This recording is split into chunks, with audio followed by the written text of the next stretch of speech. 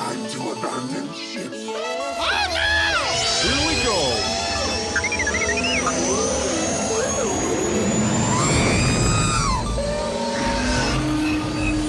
Can I persuade you to join us for a drink? It's a tradition. Here. Jar Jar, homie, my main man, quickly. Before the Separatists attack, get into the escape pod. Hey! This is escape, then we're the pod. Use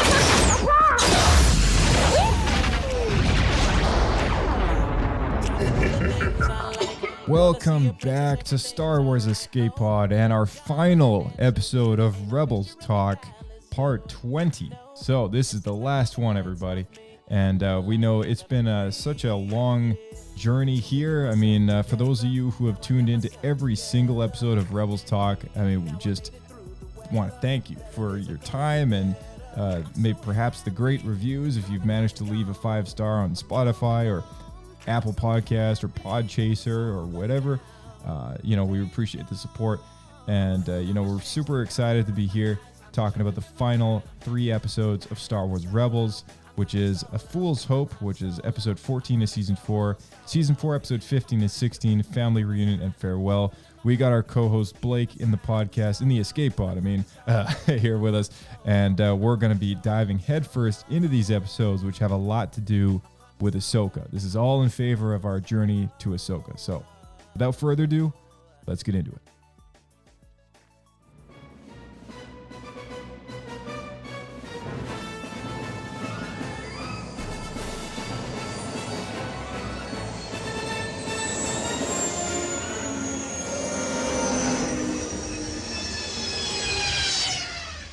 Another happy landing.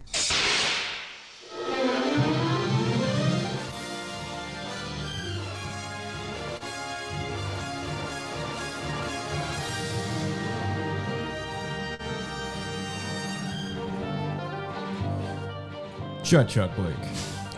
Chut. We are here with the last 3 episodes of Star Wars Rebels to talk about. Season 4, episode 14 of Fool's Hope. Season 4, episode 15 of Family Reunion and Farewell, part 1.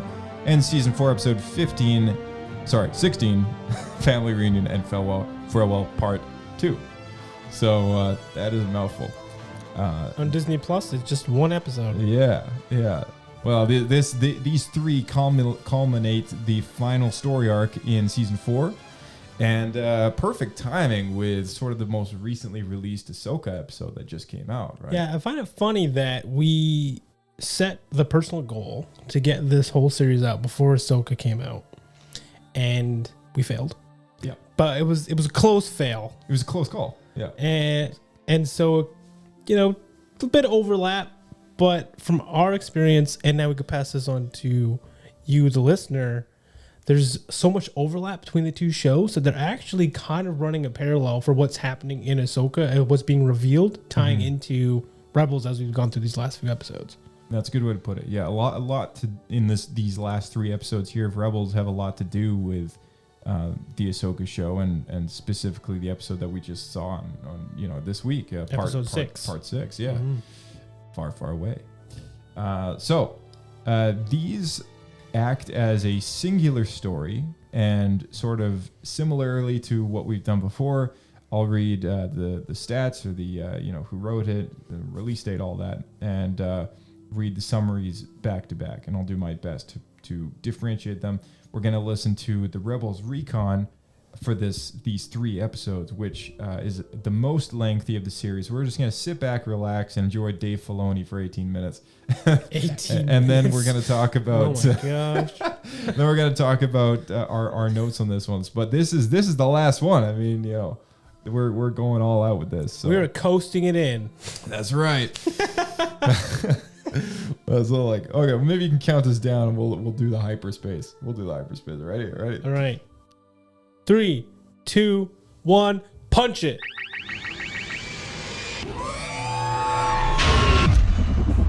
All right, season 4, episode 14 of Fool's Hope. Air date March 5th, 2018. Director Dave Filoni and Saul Ruiz.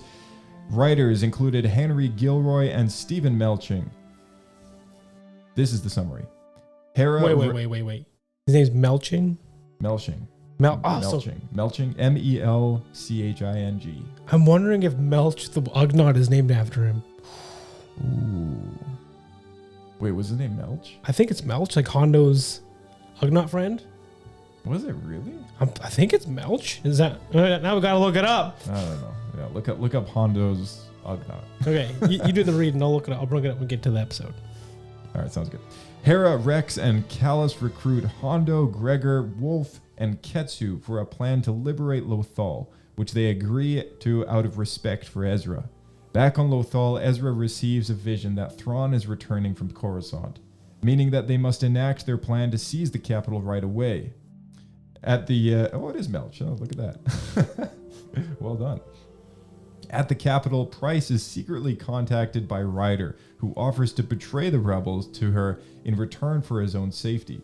Price and Rook lead an assault force on the rebel base, while Hera attempts to return with reinforcements but must first slip past the Imperial blockade. The Imperials quickly gain the upper hand and capture the rebels, but Ryder reveals that his betrayal was merely a ruse to lure Price out of the capital. Hera then arrives with the Ghost and her reinforcements while Ezra summons the Lothwolves to aid in the battle. The Imperials are swiftly defeated and Price is captured, but Ezra reminds everybody that the battle to liberate Lothal is just beginning. Season 4, episode 15 and 16 are called Family Reunion and Farewell. These episodes also aired on March 5th, 2018, and was directed by Dave Filoni, Bosco Ing, Sergio Paz, and writers included Dave Filoni, Henry Gilroy, Curie Hart, Simon Kinberg, and Stephen Melching. Simon Kinberg also notably who wrote the entry for this series as well in season 1. A spark of rebellion. And the summary reads, with Price as their prisoner, the rebels force her to give them the clearance codes to infiltrate the Imperial Command Center at the capital. They seize the control room and plan to issue an evacuation order for all the Imperial forces to return to the command center, and then launch it into space to self-destruct. Rook overhears the plan and warns Thrawn, who tasks them with disabling the planetary shield. Callus issues the evacuation order and all the Imperial forces enter the command center. But before they can launch, Thrawn arrives and positions his Star Destroyer directly above the city. Once Rook disables the shield generators, Thrawn orders the rebels to surrender or he will bombard the city. Ezra decides to surrender to stall Thrawn while the rest of the rebels move to reactivate the shields. Thrawn puts Ezra in contact with the hologram of the Emperor. Meanwhile, Mart realizes that the plan is in trouble and takes the Ghost to enact a backup plan that Ezra had given him by sending a signal over frequency 0 to summon help. As the rebels fight their way to the shield generator, the Emperor tries to tempt Ezra with a promise to revive his parents. Ezra refuses the Emperor's deal and escapes custody. While the rebels are able to raise the shield before Thrawn can commence bombardment of the city, Zeb is able to trap Rook inside the generator as it activates, killing him. Gregor is mortally wounded in the fight and dies. Ezra fights his way to Thrawn and reveals that he arranged for Mart to call the Purgle, who arrive and destroy Thrawn's fleet. Then the Purgle grab Thrawn's flagship and prepare to drag it into hyperspace. Despite pleas from his friends, Ezra decides to stay on the ship and make sure that Thrawn is defeated for good, and they jump away. With Thrawn's fleet gone, the rebels proceed with the plan to launch and destroy the command center. Price chooses to stay and go down with it rather than remain a prisoner of the rebels. Upon witnessing the destruction of the command center, the people of Lothal celebrate, and Hera is confident that they will be able to resist any Imperial attempts to recapture the planet. 5 years later, thanks to the Rebel Alliance's victory at the Battle of Endor, which both Hera and Rex took part in, the feared Imperial counterattack on Lothal never comes, and the Ghost crew go their separate ways. Zeb takes Callus to Lyra-San to show him that he didn't truly exterminate all the Lasat species, and that he is welcome there as one of them. Hera and Rex continue to fight with the Rebel Alliance, and it is also revealed that Hera gave birth to her and Kanan's son, Jacen Syndulla. Sabine teams up with Ahsoka Tano eventually to search for Ezra, leaving behind a mural on Lothal depicting the Ghost crew. With that said, this is Rebels Recon. Almost all the friends that Ezra has made since season 1 come together to help him now. What makes Ezra such an important person to all these unique personalities? He's willing to see beyond who they appear to be at first. Ezra's main skill is his ability to have insight and actually care about other people. He's able to just kind of connect with things on a deeper level, and I think that's attributable to how he was raised. His ability to forge relationships and have friends and surround himself with good people turns out to be a very good thing in the end. Honestly, we've never had scenes this large before with this amount of characters on screen at one time. In animation, it's always a challenge because the more characters you have, ships, sets, it makes the scenes really heavy and difficult to render. This is the end, like we're ending the whole thing. We've got to go out with a bang. So everyone was kind of all hands on deck, trying to just make sure that these episodes were great and that they felt full. We definitely didn't want you going in feeling that these episodes were empty. So a lot more has been put into some of this stuff to really show that. What's it like seeing all 4 seasons of the show starting to get tied together like this? It's kind of amazing to see how far we've come, really. I mean, it just feels like, wow, we've been doing this for a while, and it sort of is a reminder that, like, actually, there's been a lot that's been transpired in this world. You can't help but smile. You can't help but think, like, oh, I get to see my friend again who had been in to record a year ago, which is so sick, and it's fun. It's kind of putting a nice bow on all of it. It's the weirdest family reunion ever.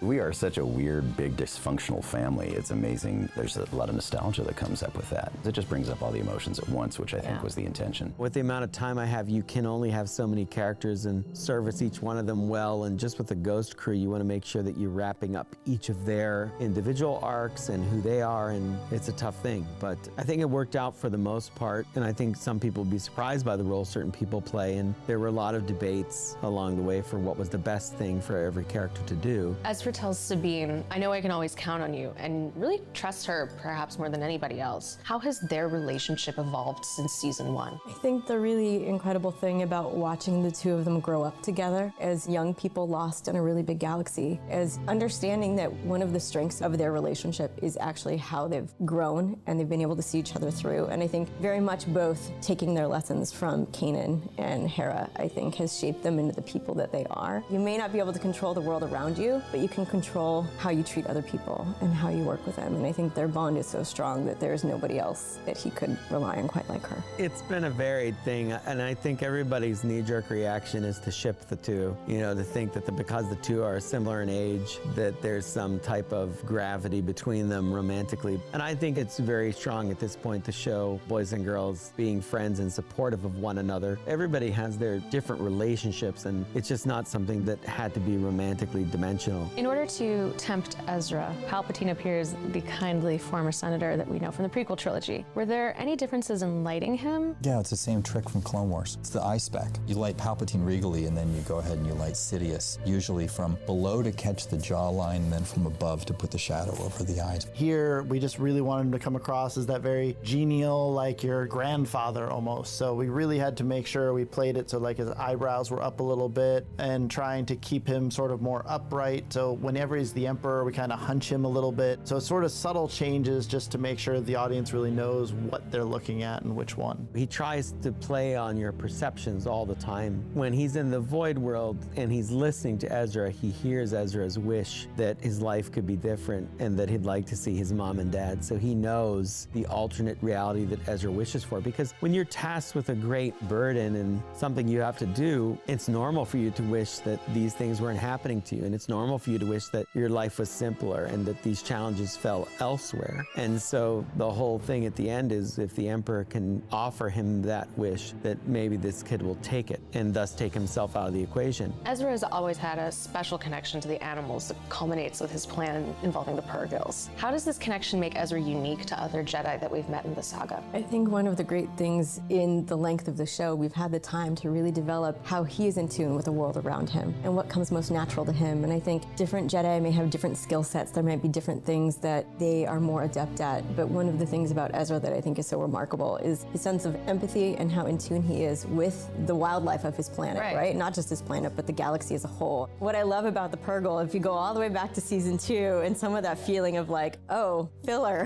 right? Right? None of it's filler. And I think hopefully people will feel as we get to the very end of the season that none of it was filler and none of it was wasted, and establishing this connection between Ezra and the world around him is very much a part of who he is. The dome that's been in the middle of the Lothal capital has been a ship Yes. this whole time. Absolutely. How exactly does that dome work? They would land this thing in the middle of a city that existed, and immediately the Empire has tremendous presence, tremendous power, and it also means that once they're done pillaging the place, they can leave and just discard it. I've always thought of it as, some type of ship. You just don't know it, and I think that's kind of fun. Whenever you've got something like that, you immediately approach it from the same way they would light or photograph miniatures back in the day. So you always have those wide shots with a long lens to make everything feel bigger. Dave was pretty clear throughout the whole season about making Lothal look like it was polluted, a dirty, acidic looking city. So we went for that approach, and then towards the end when that dome takes off, Dave finally mentioned blue sky. From the beginning of Rebels, he's like, I don't want to see a blue sky, no blue sky. Until we get to the very end, where we finally have that dome kind of coming up above the clouds, just to give it that kind of representation that we all know of seeing a large object up in the air. So can you give us any hints as to where Ezra and Thrawn ended up? Yeah. Oh, I've thought a lot about that. Yeah. I'm sure you have. I wonder, and it's one of those things where you go, boy, I'd love to do an end credits scene, but as tempting as that is, I go, well, if I ever cover that, then I want to do it right, and I don't want to commit to things right now because things might change. So I have a lot of theories about it and what I think happens and where they are. I'll say this much, they're not dead. Both of them survive it. Both Ezra and Thrawn, I would say, survive it. Okay, yeah. We learned a few things from that. Very, very interesting. Dave Filoni called the world between worlds the void. Void, yeah. The void world, he It's called it. interesting because the episode is called, like, where we find out, it's actually called World Between Worlds. Our world between worlds. So it's not, there's no name for it. Yeah, there's no name for it. In fact, I don't even know if Dave knows kind of what it's called necessarily. We just call it that as fans because the episode's called that. Right. So we refer to it as the world between worlds. But I think it's just a void. Like it's our world between worlds. It's like no one knows what it is. Somewhere to avoid. Right. Yeah, sure. But you mentioned there was this really unique clip with Ezra and remembering his parents when he's in front of Palpatine. I'm skipping ahead a little bit here. Yeah, that's all the second episode. What are you doing? Yeah. Okay. Yeah. Well, make sure you remind me to bring it up. All right. I'll write down. Okay. So starting with A Fool's Hope. All right. I wrote down Rex in his Return of the Jedi suit shows up in this. That was my first note too. Yeah. That's awesome. For those who don't know, there's a character in Return of the Jedi looks suspiciously like Captain Rex. There's a whole story to this. There's a whole story to this. Yeah. So what happened was when we first met Rex, right? He's in his clone armor, but he's in Rebels. In Rebels. Sorry, yes, in Rebels. Opening season 2, I believe. We first see him in the series. He's put on a lot of weight. He's lost his hair. So he's got a nice chrome dome going. He's got a big white bushy beard. And somebody on Twitter pointed this out to Pablo, I believe, that he now looks suspiciously like this one random grizzled old man who was in the background in Rebels gear at the Battle of Endor. And someone asked Dave Filoni, I believe, at a panel, if that was Rex, and his response was, "Sure." Yeah, and then years later at one of the celebrations, they did this intentionally. Like they made his costume that he wears in Return of the Jedi. They made something very similar, very reminiscent to that. Now, if anyone wants to know which shot it is in Return of the Jedi, it's on Endor when the scout troopers run around the corner of the shield generator entrance, and they come face to face with like a whole army of rebels back there on the side. There's like a guy with a big bushy Santa Claus beard. It looks like he's way too old to be in combat. Yeah, that's supposed to be Rex now. Yeah. So they've retconned whoever that character was to be Rex, which I think is pretty cool. That may have been the beautiful part of it. Maybe it just never had an action figure. Maybe they just never found a name for him. I have no idea, right? Like, I think he had a name, and I think because there was a Wikipedia. Because I remember thinking, what, they'd be like, did this, and like looked it up, and like he already did exist. Interesting. So it was a retcon. I wonder if they'll ever retcon Prune Face, and he's actually just like Snoke's cousin or something like that. You know? He's actually retcon to be maybe like Raisin Face. Raisin Face. Jerky Face. No, what are those called? Crazen Face? Crazen Face, dude. That is such a good criminal name. Like, Crazen Face. Can't trust him. He's crazy. Can't trust that guy. He crazy. That's like his catchphrase. Yeah. That dude crazy. All right. So yeah. I guess Jupa base. I guess this is where they hang out now. On Jupa base, because Jupa base showed up. They had to go and recruit him, right? Again, because they're going around and trying to find all Ezra's friends and stuff, right? So that was neat to see. Ezra's friends are recruited to help free Lothal. I mean, we saw the collective come back. Hondo, Rex, who else?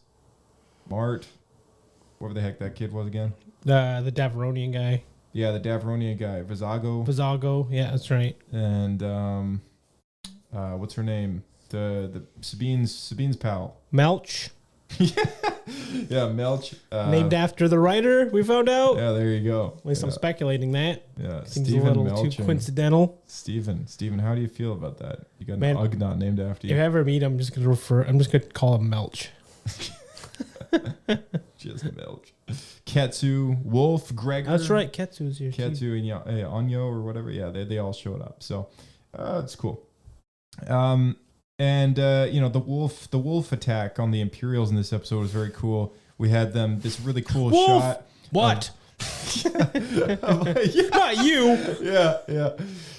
They actually referenced that in the episode. That's right? why I'm saying. Yeah, that, it didn't Rex? Wasn't Rex like like the wolf packs back? Hey, wolf. And he's like, yeah, or something like he said something. Yeah, there's that too. Yeah. The wolf attack though, like them kind of coming out of that wall that they came out of that time, because they come and go through that magic wall, right? Mm-hmm. So like when they go in and they find Ezra in there and he ignites the lightsaber and you see the wolves behind, like it was super cool. Like that shot was awesome. That sweet reveal. Yeah.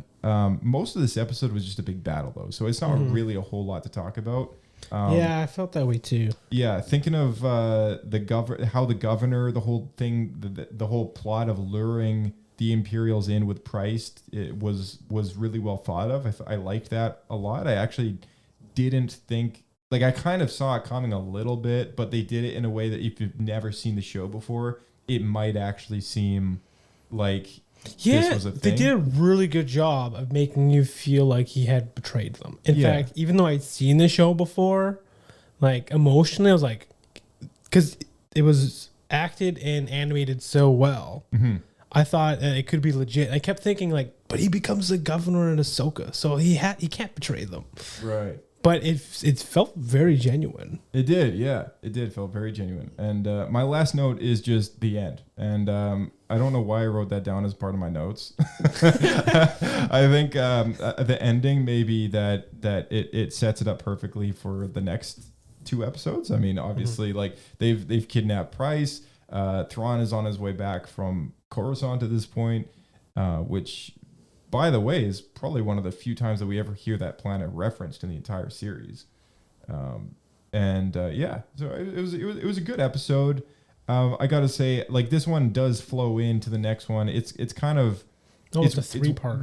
It's a 3-parter. So like it's one big arc here, but I mean we do got to give this guy some Pablo points and Poodoos. Well, one last thing. It's kind of just a small point, but I thought it was cool when I went back to the clone planet where we find the clones beginning of season 2.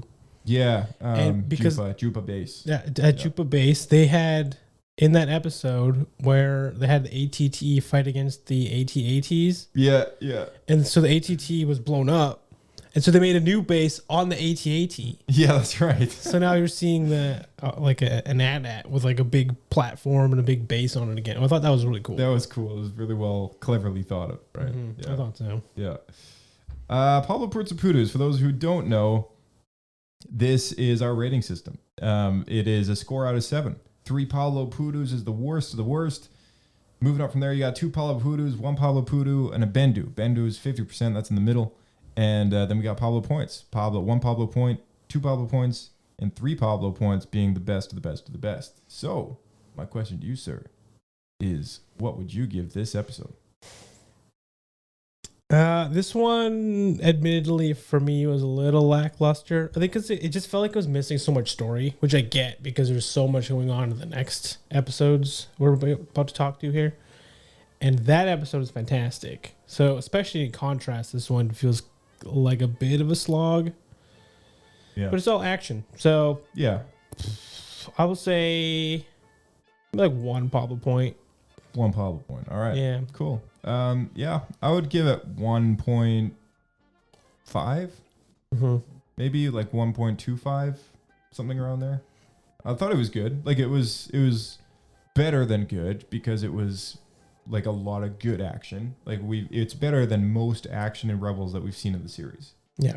And there was a lot more happening. We got a lot more characters, out and about. But it does directly feed into the next 2. So it's not to go hard on this episode or anything like that. I mean, it's not a Pablo Pudu. It's not a Bendu. We're giving it a pretty good score here. But it is definitely kind of one of those predecessing things that isn't kind of done well on its own unless it's kind of lumped in with the rest of the follow-up ones, right? So yeah, I agree entirely. Yeah, if you lump it in with the follow-up to it as a whole, like the story does way better. But as a singular episode, I'm gonna stick with 1.25 Pablo points, I think. Yeah. All right. So moving on to episode 15 and 16. This is the 2-parters. We'll lump these together under 1 score. And I've already read all the stuff for this one. First note is the bombardment of Lothal under Thrawn's command. I mean, we hear the Emperor's theme when he's lightning Luke to death in that moment, and I thought that was really, really cool. When the Chimera is like just dropping bombs on the city and stuff like that. Turbo lasers on the city. Yeah, turbo laser. Yeah, the music is reminiscent of Palpatine's theme when he's lightning Luke to death, right? Oh, really? And it's kind of gave me this feeling of like, oh yeah, like that. Even though it's not the Emperor doing this, like it's Thrawn acting on the Emperor's behalf, of course, But it's also just this feeling of like all hope is about to be lost, kind of thing. Like and Thrawn is an interesting character where he's not outright evil, right? He's just very cold and calculated, and so he has a lot of schemes. But he's usually not bloodthirsty. Right. So it's not very often where we see a scene like this where he's just killing civilians in cold blood. Because it doesn't seem like it most of the time I don't think he sees it as a purpose. Yeah, that's but right. in this case it's a tool for him to convince Ezra Bridger to give up. And so he doesn't gain anything or like feel any joy in bringing all this tragedy and evil on people. It's just cold and calculated. And so I almost felt a little bit surprised that he would do that because he hasn't done anything like that before. Whereas like Vader would do it because he's Vader. He does stuff like that. Yeah, because like he's outright evil, right? As opposed to Thrawn, who isn't really an evil character. Right. Yeah, it's a good point. And I think let me see if I can find the clip where he actually does this. Just a moment here.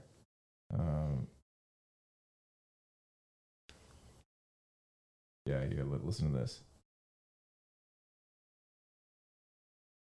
Oh, wait, hold on a second.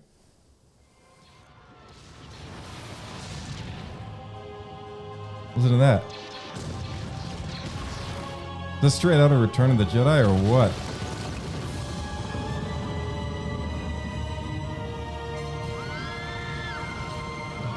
Was that Luke screaming? No, it's like that choir. Oh. Yeah, there's a lady that screamed there, I think. Oh yeah, that was yeah. a joke. Like here, just for context here, I'll show you the scene. Listen to the scene that I'm talking about here.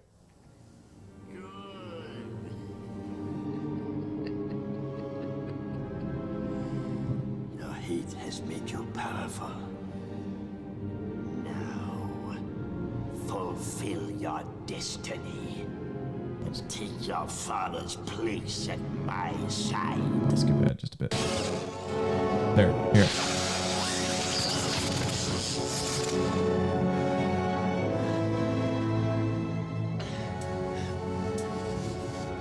Your feeble skills are no match for the power of the dark side. All right, just wait for it.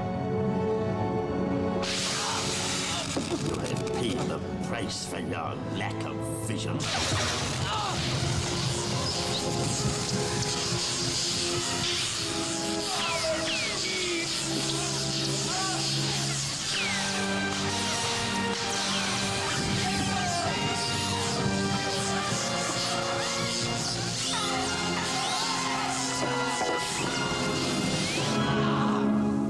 Now, young Skywalker,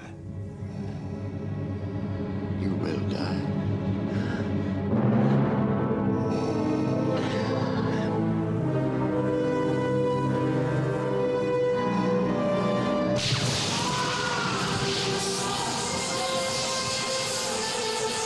All right, right here, right here.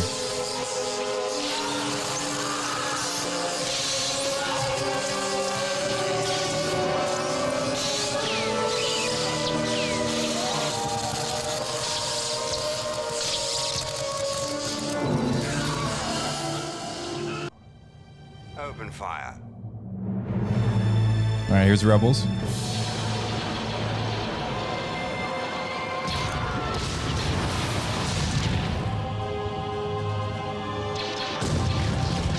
It's very similar. It's very similar, right? It's just that like kind of choir in the background. Yeah. And like the escalation without it going down again. And they're all, I feel like they're all kind of playing on the Emperor's theme. Yeah, they are. It's almost like this kind of musical sense of evil, just this pure kind of destructive evil, right? So yeah, it was very similar, right? Because Palpatine is demonstrating his power to Luke, whereas like this is Thrawn doing the same to Ezra. It's like let me demonstrate my powers. You know, he's like he just uses his big guns. That's right. Bringing out the big guns now. All right, so yeah, here's something here. Ezra leaves Sabine his lightsaber with Chopper when he sneaks off. And this is a big story point because... I think I might have been writing a note when this happened because I didn't notice she had his lightsaber until the very end. That's right. So so Chopper, I think does he not give it to Sabine or something like that? Yeah, so we don't see him give it to Chopper, but we kind of just assume what happened because Chopper gives it to Sabine. So like when he sneaks off, he probably just... pulls an R2D2 kind of like throwing it at the droid. He's like, here, Chopper, hang on to this. And like, boom, it's like... Right. Yeah. So there's a big story point because in Ahsoka, Sabine has Ezra's lightsaber. She's made some modifications to it. And I love that Hu Yang points that out when she's in the hospital. She says like, it's Ezra's lightsaber. And then he's like, well, yes, but you have trained with it and you have made modifications to it. Therefore, it is now your lightsaber. Right. Like that's what he says. So yeah, I like how they kind of... Well, they're gonna have a real squabble about that, aren't they? So that's probably going to come up somewhere in Ahsoka, I would think. Hey, in my head, it's still Ezra's lightsaber, but yeah, me too. Yeah. It's mine. No, maybe they'll have the same scene as in Last Jedi. Yeah. Rey, you have no power. That is my lightsaber. The Force is with you, Rey, because you hold my lightsaber. No, give it back. You don't deserve it. You don't deserve the power of my lightsaber. Yeah. Oh my god! All right, Palpatine's deceptive look in the hologram. Can we talk about his hologram for a second here? He looks all young and like not deformed and degraded. Yeah, he looks like he's Chancellor again. Yeah, he's got back to his old Chancellor look, and his temptation of Ezra rubs off very similarly to Voldemort and Harry. Do you remember this scene? In Harry, when in Harry Potter and the Philosopher's Stone, when Voldemort and him are standing in front of the mirror, and he starts talking about his parents because in the mirror Harry can see his parents, right? And Voldemort says to him like, we can bring them back, Harry. You know, like he's like trying to egg him on. He's like, just give me the stone. And I love that Palpatine kind of has a moment like that where he's just like, you know, like Ezra, you can walk to them, Ezra. Be with your parents again. I think that would be. I think I will say Palpatine's probably more likely to be successful here because I'm not sure if I were Harry, even if I really wanted that, I would trust someone's face on the back of another guy's head. Yeah.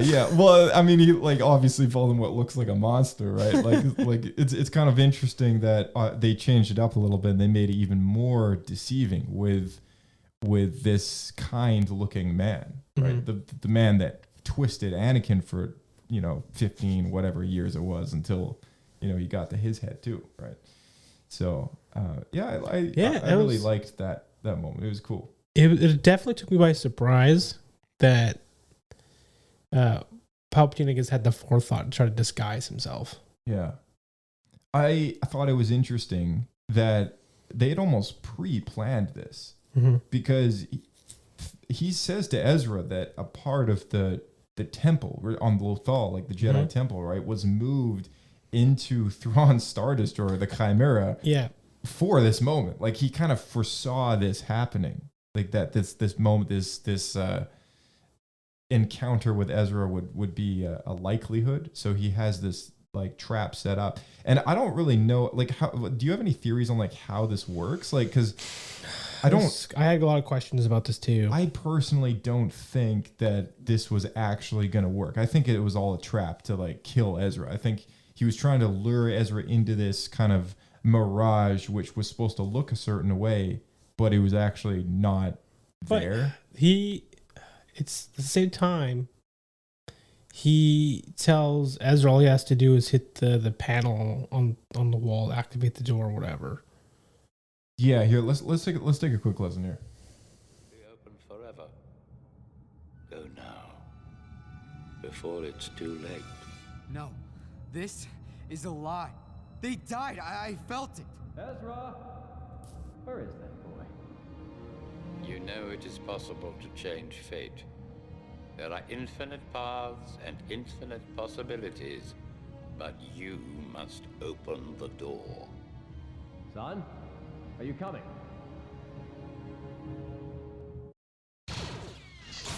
No, it goes back to the battle elsewhere. Hold on a second. Okay, there we go. But when he said you must open the door, it showed the little panel thing, right? There. No, it didn't actually. No. Oh, there. The control for the gateway. There we go. There it is. Activate it, and you can be with your family again. Yeah, as he's trying to get him to push a button. And I felt like Ezra had to do it my friends? to open the gateway to the void or Gateway, open you worlds. will save your parents. Yeah, maybe. So it's a trick because Palpatine wants to get in there. Right. That's right. But Ezra has to do it. I think so. I think a Jedi has to do it. A Sith can't. I think that's why. But what doesn't make sense to me is that they were able to get this thing out of the ground into Thrawn's ship and it would still work, for one. Go on. Yeah. And secondly, how did they get that out before it collapsed? I have no clue. Mom? Dad? But like they're reacting to him too, like, and we see the camera from both sides of the gateway. Always be a part of it. Right. So is it possible that this is a doorway from the world between worlds? It's just one door? Yeah. Why would Palpatine care? So like, because maybe he can't go through the gateway, right? But maybe he's tempting Ezra to go through it so that he can get rid of Ezra. Because if Ezra goes through the gateway, then Ezra's not around anymore, right? Because he's going to be going to this. So that's one possibility, right? The other possibility, which I think is more likely, is that it was all a trap. Yeah.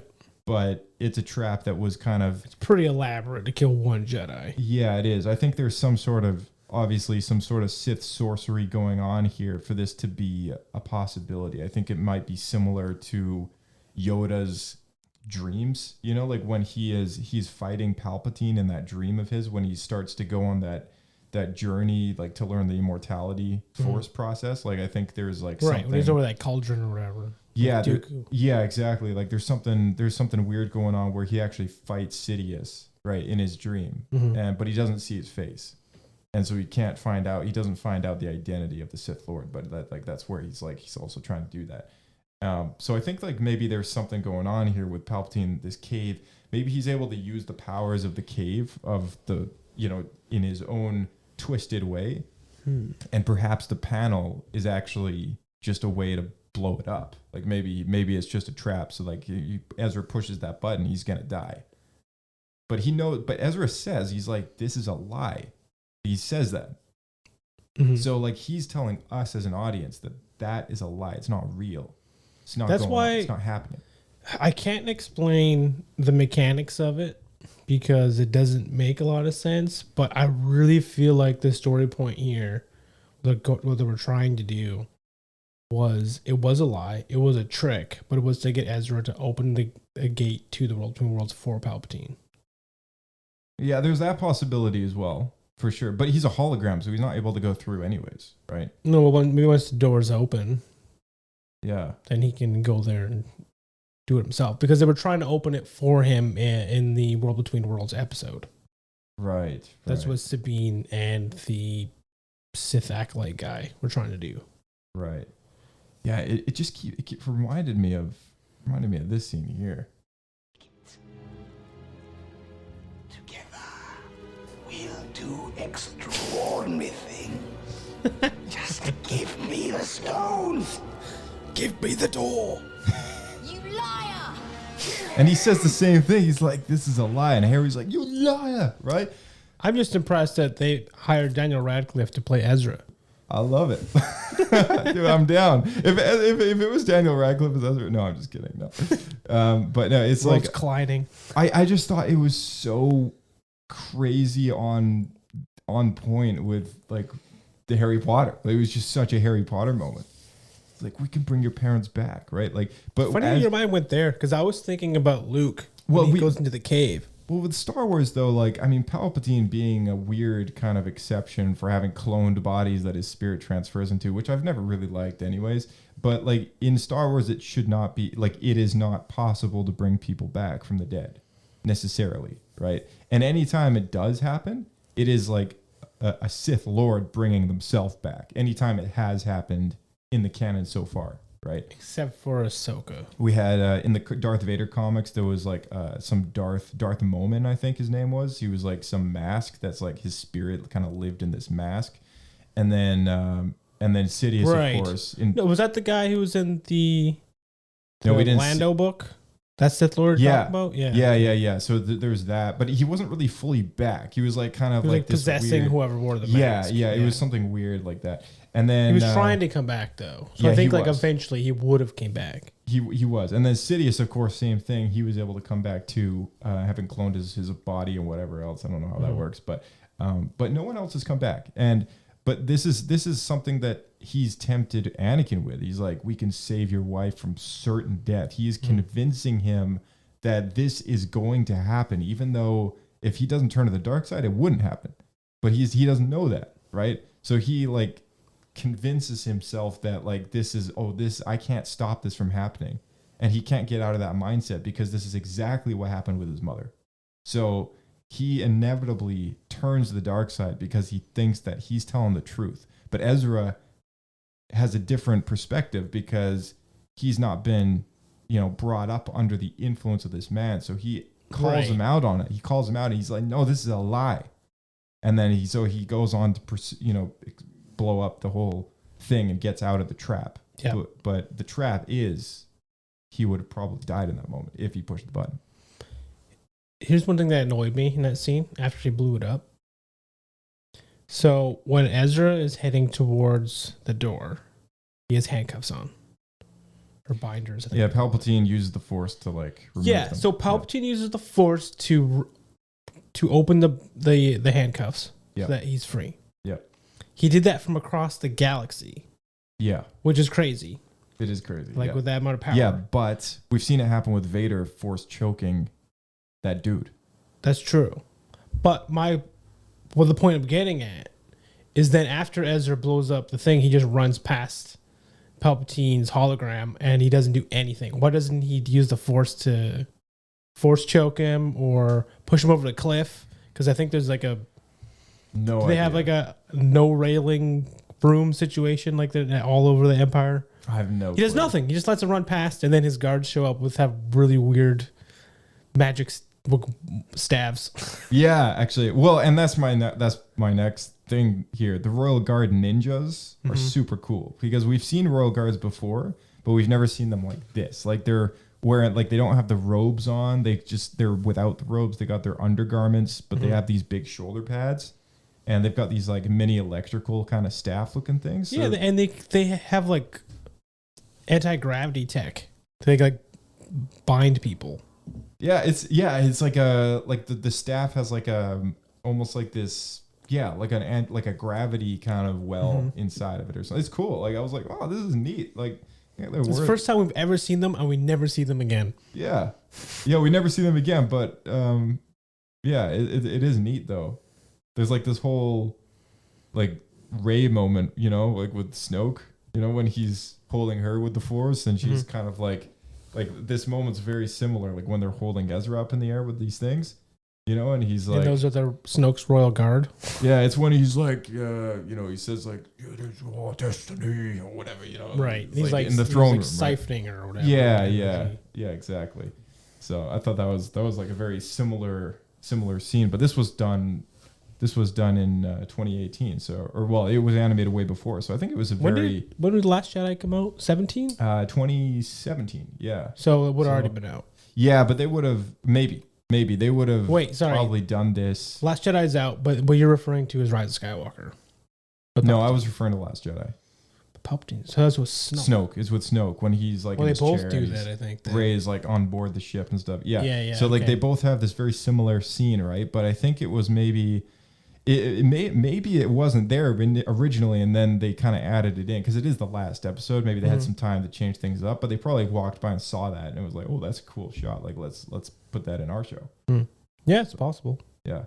So I thought that was kind of cool. But the Royal Guards though, the Royal Guard ninjas, super sick. Levitating electro batons. Why have they not shown up in any games? I don't know, but I'm down for it. I'm down for it. It feels like something out of Force Unleashed. Yeah, it is. It is, 100%. Like, I could feel that. Rook dies in the process of the shield turning on to protect the city from Thrawn's bombardment when they turn the shield back on. So he becomes fried Rook. And I don't know, anyone down for some Kentucky Fried Rook? Kentucky Fried I think I'll pass. Yeah, I think I'll pass too.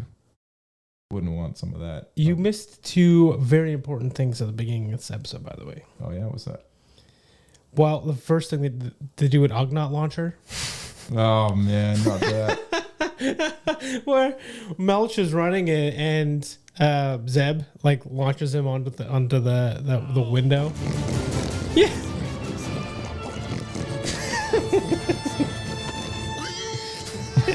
They can fly. I laughed so hard when I saw that. They can fly. They can fly. Pigs can fly. Yeah. Oh my god. That was pretty smart. Yeah. Such a good moment. What was the other thing? Another thing was there's they get to the command center of the dome ship. Yep. And a vent just like opens and Ezra goes, "One last time." He says that? Yeah, he does. What? No way. Because he always gets stuck going in the vents and he hates it. Okay, hold on. Where is the security detail? Is it like around here? No, it's later. It's later because it's after they've defeated them all and they're trying to figure out what to do. Oh, and he's okay. going to sneak away. Okay, all right. Never mind then. Yeah, that's funny. That's funny that it says that though. All right. Gregor dies. An instrumentation of a segment of Vod An plays, which is the Mandalorian war chant taught to clone commandos in Legends continuity, first appearing in Star Wars Republic Commando, the game, right? So one of my all-time favorite video games ever, and I just thought that this was a really cool kind of thing here. The Easter egg. Vodan. All right, here's a Samuel Kim did like a cover of this song. Oh wow.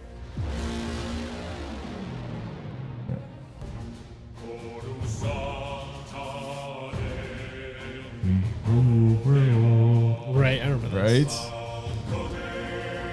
Yeah, so a small segment of that song plays in this episode when Gregor dies. That's cool. The commando, yeah, and I thought that was so cool. I didn't notice. That's such a good nod. Yes. Yeah, the first time of a canon appearance of that song. Man, they gotta remake that game or make a sequel or something. Oh, they gotta remaster that game. It was so good, dude. So good, yeah. Okay, before I forget. By the way, when he got shot, he has no armor on. It's mingled with the clone fanfare, by the way. Like it's like it finishes with like the Clone Wars theme, you know, for all the clones. Mm-hmm. Yeah, that one. Yeah. Say again. I've said when Gregor gets shot, he has no armor on. He just gets shot basically bare chested. Yeah, why doesn't he have any armor on? He's never had armor in Rebels. Really? Really? Dang. Yeah, he's no armor on. He's just wearing like a muscle shirt. Oh, well, that's why he died. Well, the thing is, you see people get shot with full gear on, armor, whatever. Like hit once, they just die. And he gets shot bare chested, and he lives for another 10, 15 minutes. He's like talking to Rex and stuff. Yeah. Yeah.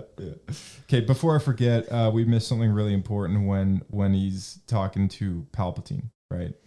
The whole kind of Frodo moment that he has there too. Oh yeah, that's right. They mixed up Harry Potter and Lord of the Rings here. Yeah, that's Dave in a nutshell. Let's play the clip and then talk about it.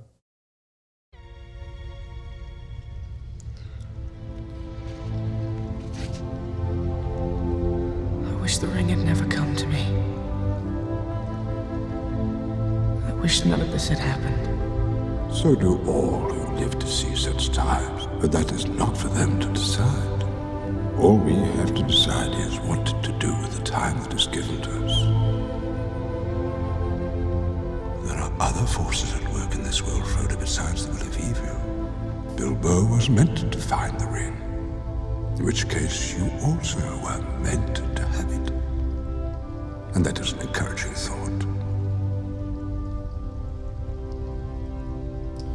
Okay, so are you referring to the moment in this episode when he's talking to Palpatine, or are you talking about the moment when he gives up the temptation of trying to save Kanan from the portal? Because I'm going to play a little clip here from when he decides to choose not to save Kanan because it could mean that they all die and everything kind of never happened. So, well, what reminded me of it was what Dave Filoni was saying in the Rebels Recon just a few minutes ago. Oh, what did he say again? He was referring to how Ezra, he doesn't want the burden to have to give up. It was talking about, Dave was referring to him talking about his parents in that moment, and he has to give up everything, right? And accept the really what the Force or life has led him to in this moment. He knows what's left to do, what decision he has to make. He has to accept the loss of his personal goals and dreams and wishes. Yeah, it reminded me a lot of this scene here in A World Between Worlds in episode 13. So we'll flash back to this and just take a quick listen. I'm sorry, Ezra, but you must see. Kanan found the moment when he was needed most, and he did what he had to do for everyone. That's the lesson. I didn't see it, but now... Sometimes I wish my life were different. I wish I could see my mom and dad. Why can't things be like they were?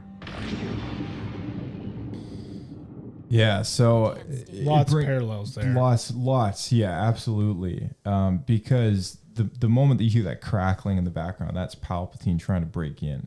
And so he hears Ezra in that, and like Dave said that in the Rebels Recon, he hears the moment that of Ezra's deepest wish, right? That's right. And uses that against him when this moment comes around, right? It makes you sympathize with this character so much, like to be kind of given this choice to make, and even though he knows it's a lie, it's almost like this, it's like this twisted moment where he could have what he's always desired, but he has to give it up for the greater good. Yeah, exactly. And he learned that from his master, from Kanan, who died doing that, right? Like, and so, he has in the Force kind of felt the moment where he's also going to be needed most. So he knows what's going to happen. He knows that he needs to do what he has to do to get Thrawn out of the galaxy. He needs to take Thrawn out of the picture for the Rebels to win. That's what he knows. And I think we're going to see a follow-up of that, perhaps, in Ahsoka. But the moment that we see him for the first time, he asks Sabine, he's like, did it work? Mm-hmm. Because he knows something, right? He knew something that no one else knew. And it was the moment that he also had to make a choice, ultimately, I mean, even if he's not dying, and Dave Filoni said, he's like, I believe that character and Thrawn, both of them make it. So there was never intention of killing off Ezra, but it's a huge sacrifice for him to he's already a lonely guy, and he's lost his parents, he's lost his master, and now he's going out into the great beyond where he doesn't know completely anyone. Alone. Yeah, completely alone. To taking Thrawn and all his enemies with him out of the picture, and he's doing that for his friends, so that they can win the fight, right? So it's great. It's great storytelling, just really, really, really great storytelling. I will say I was surprised. Now that we know, because hit the spoiler button. In the latest Ahsoka episode, you've been warned. Episode 6, we found Ezra is alive. Yeah. And right before they jump or whatever, he makes the decision. The windows of the Star Destroyer are smashed. So if they go into hyperspace without a sealed vessel, I've got an answer for that. Okay, because at first I thought I was like, wait, how do they live? Ray shields. So that would keep a vacuum. Yeah. Because at the same time, ray shields keep out vacuum. Because we see other ships in Star Wars where the window gets smashed and everything gets sucked out into it's like something like a window closes basically. Right. Or it's possible that maybe all those tentacles coming in just kind of sealed it. Right? Just blubber. Bloop. Yeah, just blubbered it up. All right, so the Ghost leads the Purrgil into battle against the blockade and Thrawn's flagship, the Chimera, which is being taken by the Purrgil. And Ezra says that he has to see this through to the end. But he's likely communicating with the Purrgil in this moment to take him and Thrawn away, right? And he says, the Force will be with you always. And such a great quote. Obviously, we all love it. But something I pointed out to you, I think maybe off the record at one point, was the way that he gets taken into hyperspace when he's got his hand stretched out, back and front kind of thing. Exact same as Kanan. When Kanan's dying or when he's about to die and he's holding the flames back with one hand. That's right. And he's trying to push the ship with the other hand kind of thing. That was the same exact stance that we see Ezra in his final moment before his sacrifice is made. And he's doing the same thing. He's communicating with the Purrgil and he's, holding back enemies behind him. And he's doing all this stuff. And I was like, whoa, pushing Thrawn into the tentacles who doesn't get out. Yeah. And then also with his other hand, he's holding back stormtroopers that have just come through the door. And, he's... and he gets shot while doing that. Yeah, he does. Yeah. Again, surprised by someone with no armors. That's right. Just taking it like a champ. Taking it. Yeah. Hera instantly begins to look for Ezra with star charts, but Chopper comes in with his recording. and he knows he had to leave, so he pre-recorded these hologram messages for everybody, presented with a series of paths that this was the one that he needed to take. So I figured maybe we can just take a listen for this hologram. But before I do that, can we do it back to back? I was wondering if we do it back to back with this and the one from Ahsoka. Well, that's kind of what I was about to kind of bring up, because the one that he made for Sabine is custom for Sabine. Oh, okay. Like there's one that was uniquely just for her. So maybe Chopper had a second message. Yeah, and then there was yeah, exactly. There was one that was kind of just for her, and then there was one that was for everybody else. So I'll play the one that was for everybody, and then I can also find the one for for Sabine as well. But here, let's take a listen. Rex, bring up every star chart along Ezra's last known trajectory.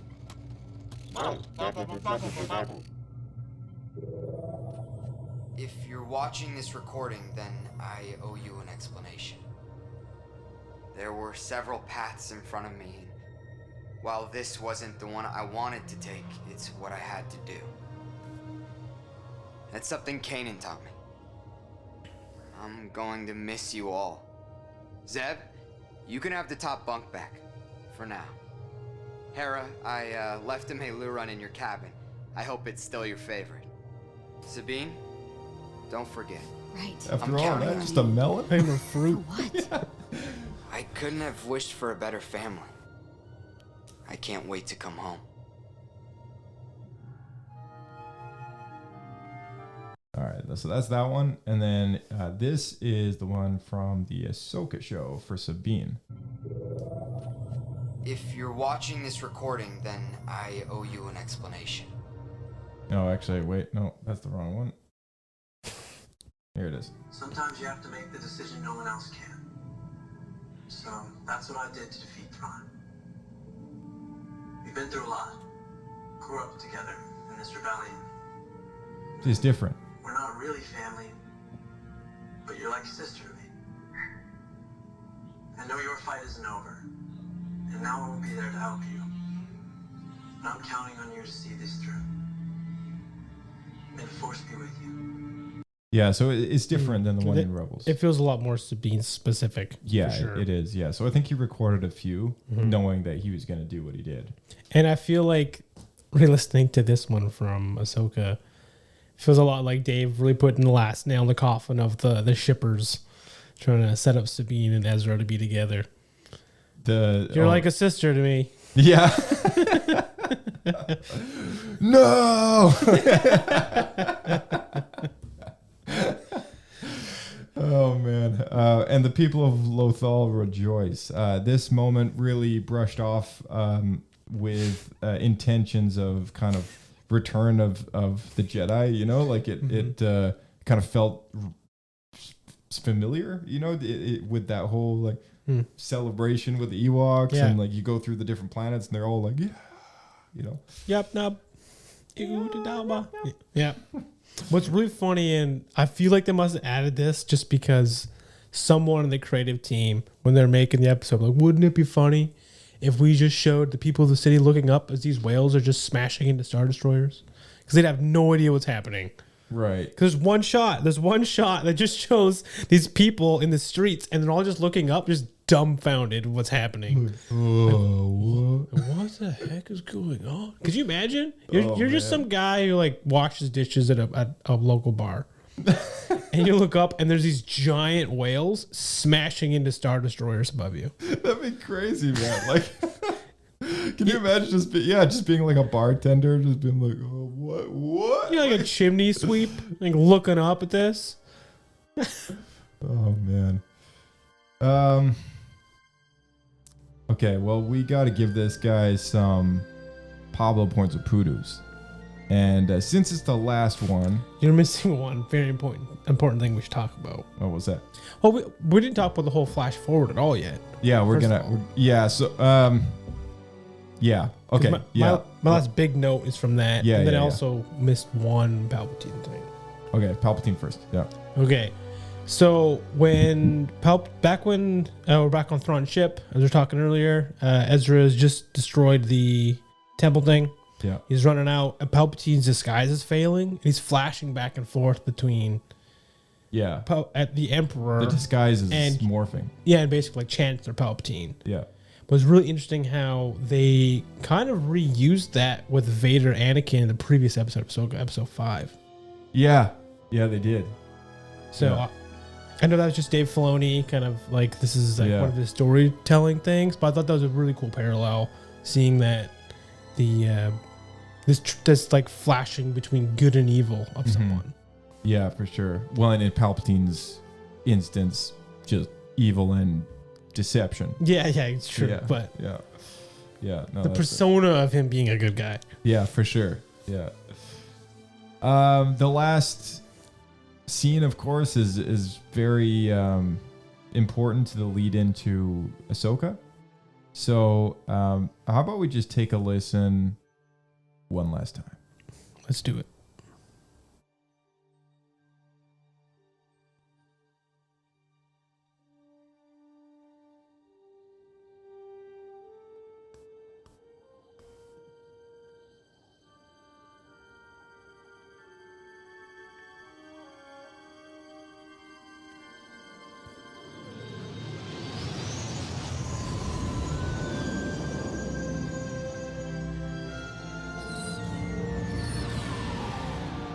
The attack we all anticipated never came.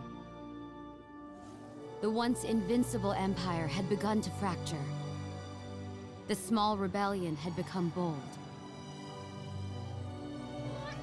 And with a decisive victory at the Battle of Endor, the Emperor's reign of terror came to an end.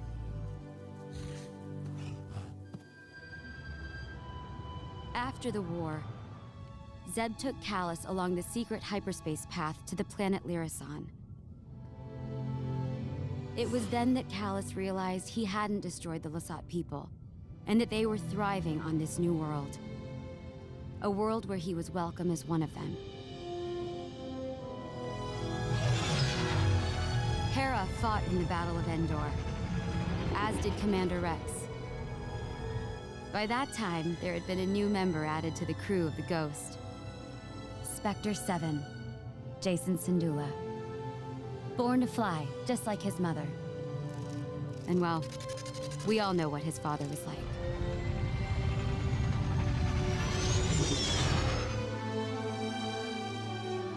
As for me, I used to think that Ezra was counting on me to protect Lothal, the planet and the people he cared for so much. But one day, I realized there was more to it. There was something else I was meant to do.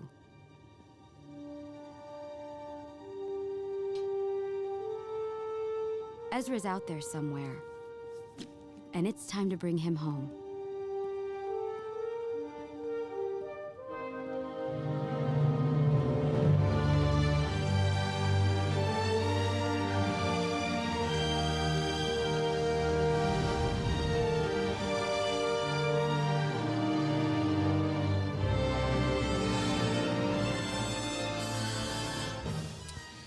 All right, well, there you go.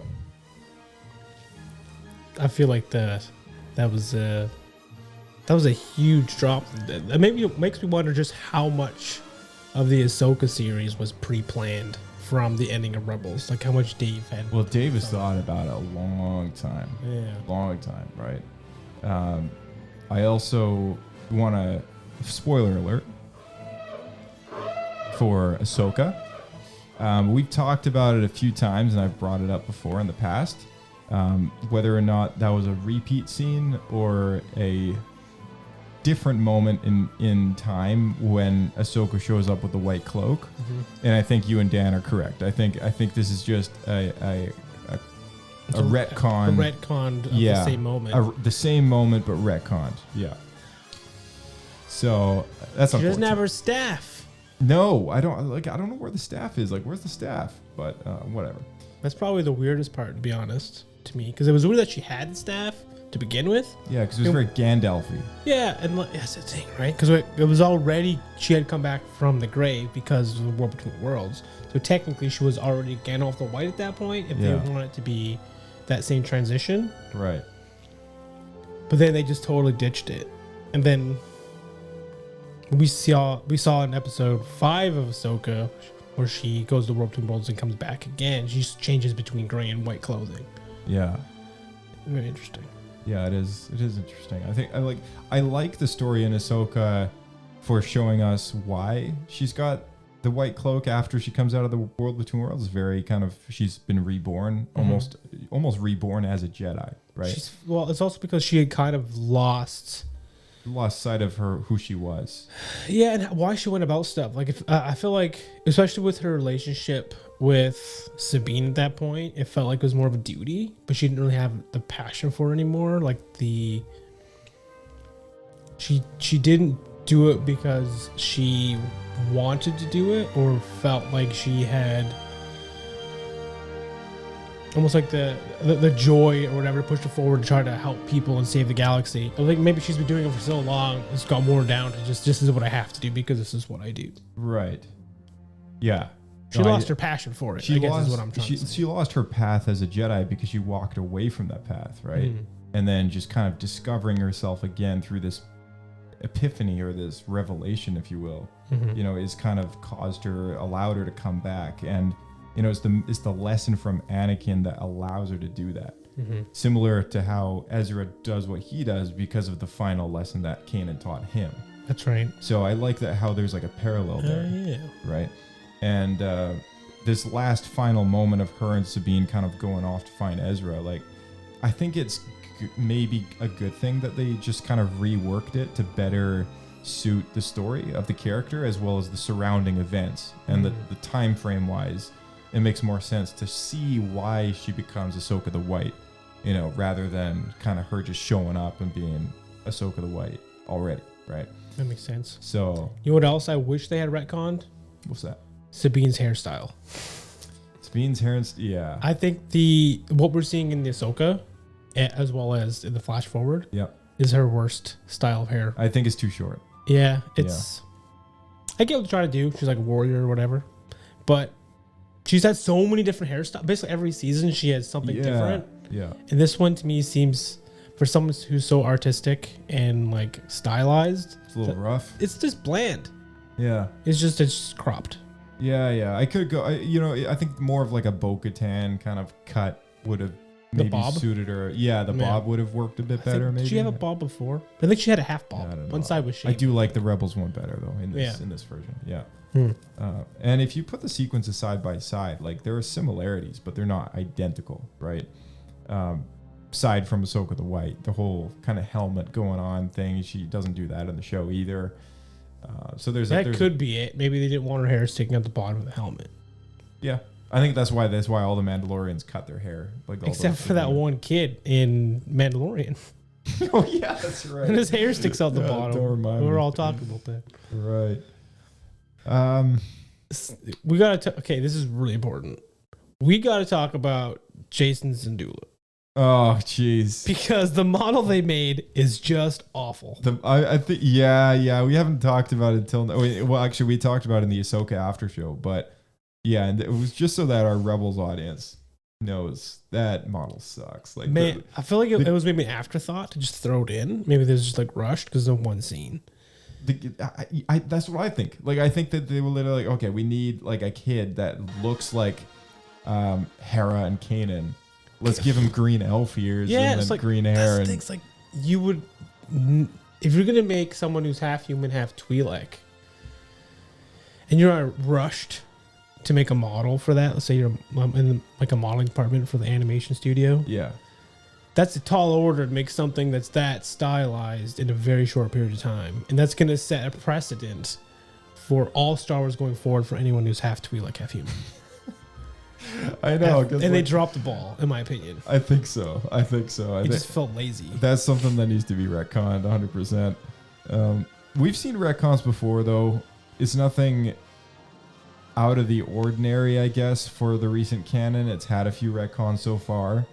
But the best way to look at it is probably to look at that epilogue as sort of a this is It's like there's a perhaps story told by someone. not yeah, necessarily. yeah. Well, that's what Sabine, because Sabine was telling the story like Yeah. verbally as a narrative, right? So perhaps it's just supposed to be representative and not necessarily needs to be taken as Literal. direct, Mhm. literal kind of. This is exactly how it went down. Yeah. I think there's been worse retcons before. But the thing is, now they've made Jason Syndulla look like that in canon for sure in Ahsoka. Yeah. Well, they gave him green hair, but at least they kept the elf ears away. Did they get rid of that? They got rid of the ears. Okay, But they I kept the haven't green close hair. enough. At least the green hair is not so weird looking. Do you think he should have some level of like? But the Lego figure is brown hair. Lego doesn't know what they're doing. Lego doesn't know what they're doing. Do you think he should have had some sort of Leku though? If he's half Twi'lek? I give those idiots brown and they think it's green. The guy who did it was colorblind. Yeah. Can't blame him. I got them green and they think it's brown. Would you want him to have like little Leku? No. No? No, I think they should have probably kept him human. I think the green hair was like maybe a good call. Just so it's a little different. Yeah, But it makes me also raise a question though, because of that. Why have we never seen anyone else in Star Wars at all who then would be half Twi'lek? That's a really good question. You're telling me there's all these Twi'lek girls and dancers that are basically owned as slaves and none of them bear children. Yeah. There's not. Well, perhaps they're not owned necessarily by humans, I guess, all the time. So, do you want to see a half Twi'lek, half Hutt? No. I don't want to do either. I think that'd be bad. Wonga. It makes you wonder though, because they've opened the door now to species being able to breed together, basically. Right.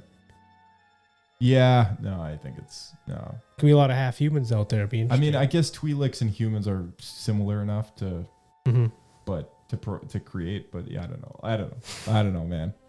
I don't want to think that half human, much about it. half Yoda. Yeah, no, I'm good. I'm half good. human, half Maz Kanata.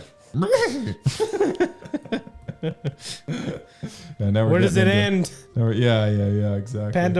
Ponda Babar. It ends when we stop thinking about it. That's true. Okay, one last shot at Jason Syndulla. Yeah. So of all all the different characters, Rebels, they all looked pretty nice quality.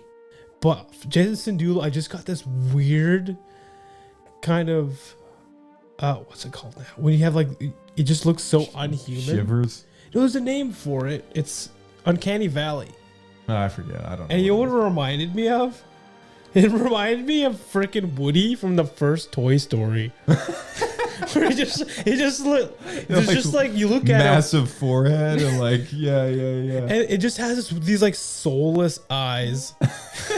Yeah, oh man, that is creepy. He's like looking at Woody. Yeah, like he kind of looks like Woody from the first Toy Story from like 2000. Andy. Oh, yeah, sorry, yeah, it looks like Andy from Toy. Yeah, that's right. That's awesome. Oh man, it really took me out. All right, well, that's all we got. Let's give this final Pablo points and poodoos. What would you give this one? The last two episodes. All together as one episode, I honestly think I enjoyed it immensely. Yeah. And I think this is like peak Star Wars storytelling. Yeah. Obviously, there's a lot that led up to this being such a good story. Yeah. Because there's like 4 seasons. That's what I mean. Of all the filler episodes, everything kind of culminating together. Mhm. So there's a lot of work to get here. Yeah. But I enjoyed it a lot. Yeah. And I would give it honestly, I think 2.8 Pablo points. I enjoyed it a lot. Almost 3. Almost there. I don't think I'd ever give anything a 3 except for Empire Strikes Back because nothing can get to that point. That's fair. I would probably give this one 2.75 Pablo points. Okay. I think it was really high up there. Oh yeah. You know, like it is definitely peak Star Wars storytelling from what we've seen in the animation in like business. Oh, you know? yeah. Those stories have knocked it out of the park a few times, but these episodes are definitely up there. You know, up with the greats. How did you like it compared to the final season of Clone Wars? I like the Clone Wars finale better. Okay. But, you know, and I think, in my opinion, I think that's like probably a 3 Pablo point arc. But this one was good. You know, it was very good. And I think Ahsoka makes this better as well. Like, yeah, I think so too. Yeah. It has a lot of connective tissue there that make this story like a strong pillar that holds up so many other stories. And more relevant too to the overall Star Wars story. That's right. You know, how it's all interwoven. Yeah, exactly. Well, that's it. That's Rebels Talk. That's our last part. And thank you to all our listeners that have stuck around and listened to, what were we at, 20 episodes? 20 episodes of Rebels Talk. Yeah, 20 even. Yeah, that's right. So by the time this drops, we will have seen Ahsoka Part 6. We will have released the after show for that as well, as we are releasing this probably Monday, Tuesday. So tonight or tomorrow or whatever it is, enjoy Ahsoka Part 7. Mm-hmm. And then we only got one more week and then it's done. So, that's so crazy. Crazy. Then what are we going to talk about? What are we going to talk about after? I think it's probably time for another Ewok adventure. Oh, man. Oh, man. Oh, man. All right. Well, sir, it's a pleasure as always. We'll catch you in the next one. We'll see you out there. Keep flying.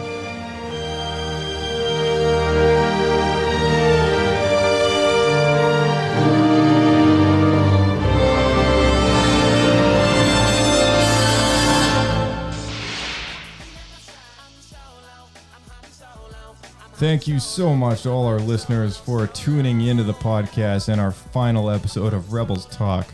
It has been quite the journey to Ahsoka, and we hope that a lot of you have stuck with us so far so that you can finish Star Wars Rebels and have enjoyed that story just as much as us. I mean, we've had such a good time talking about Star Wars Rebels. This has been our list for so long to go through the series and talk about it like this. So, you know, mission accomplished. And 2 episodes of Ahsoka left. I mean, we only got 2 more after shows, that means, and then you know, we'll have to figure out what we're doing next. So, you know, consider our gears turning, because we have, as usual, plenty more to do on Star Wars Escape Pod. Plenty more Star Wars to talk about.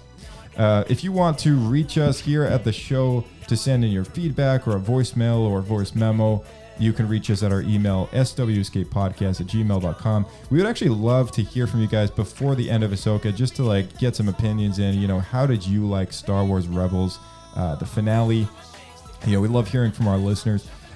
You can follow us on Twitter and Instagram with the handle @SWEscapepodcast. And the links to our social platforms are in the description below. You can find our link tree down there as well. And we appreciate a 5-star rating on Spotify, Apple Podcasts. It helps others find the podcast, helps with the algorithm, helps with all that stuff. So that being said, we look forward to having you tune into the podcast again in the near future. May the Force be with you. And we'll see you next time on Star Wars Escape Pod.